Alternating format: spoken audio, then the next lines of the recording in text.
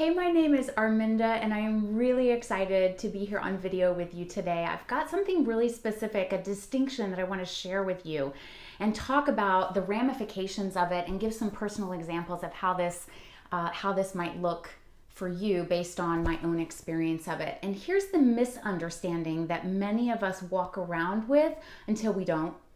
And it's this, that we have to make something wrong in order for the next something to be right. And I simply want to refute that. I want to say that that's not accurate. And in fact, there's a different way that we might look at this experience of our lives when there is a new opportunity or another relationship, or simply it's time to come to completion on one thing. It doesn't make it wrong. We don't have to make it wrong in order to be stepping into the next best thing. So I'll give a fun example. I am an avid swing dancer and love to swing dance. I've been swing dancing for a long time now. And shout out to Matt. Thank you, because you were the inspiration for this beautiful part of me starting all those years ago. So I swing dance, and I have studied under some of the best instructors in the world, and I love it. It's just a fun hobby for me, and I do it as often as I possibly can. Now, if you are familiar with swing dancing or with any kind of dancing, you'll know that there are lots of variations and lots of things that fall under the umbrella. In this case, I'm going to use swing dancing. And there are lots of different dance styles and dances specific to with steps that you can learn that qualify as swing dancing. I also happen to love blues dancing. I also really love tap dancing, and I could go on with some other styles of dance that I like, but we'll stick with those three for now, so we don't get our heads too exploded full of trying to imagine me dancing in any of these ways. But let's just roll with this.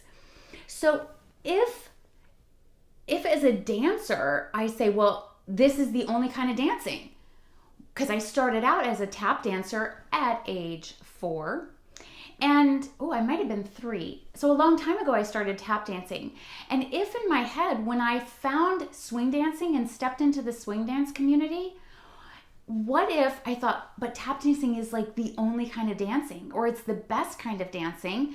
And in order for me to like swing dancing, I have to make tap dancing bad or wrong in order to love swing dancing.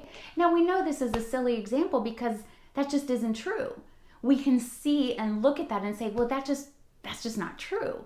Yet we do this in our lives with other things that are more serious, right? We do that when we have an opportunity for a new job or a transfer to a new city just because, or an opportunity maybe to grow our business, or maybe we've come to completion in a relationship and we think that we have to make that something wrong or bad or negative in order to justify and rationalize our decision to move into something else and to move on. So here's what this looks like. Let's go back to the dance analogy and let me show you how I use this.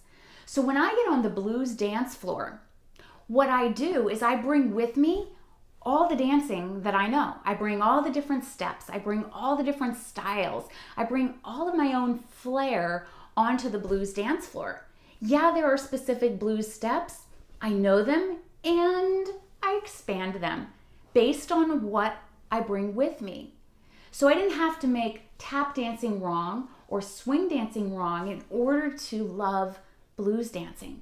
In fact, I incorporate all the things that work for me into my blues dancing. And that makes when I'm on the blues floor uniquely me.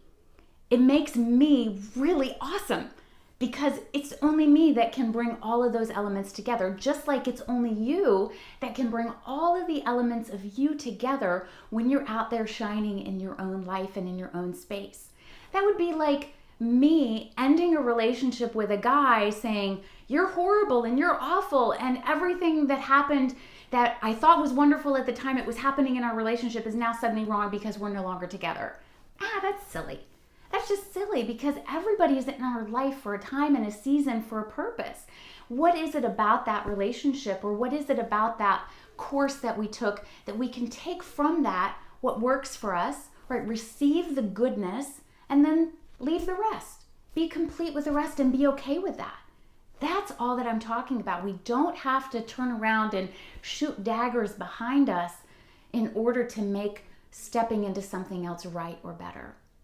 There's a lot of space for you to explore there in that, and I'm really interested in hearing how you're receiving this information I'm sharing with you today. Send me an email, coach@armindalindsay.com. I'd love to hear your thoughts, comments, questions, feedback. Let me know what's the application for you, and how can you take this, receive this, and shift into a new version of what you're already creating that is so remarkable and wonderful.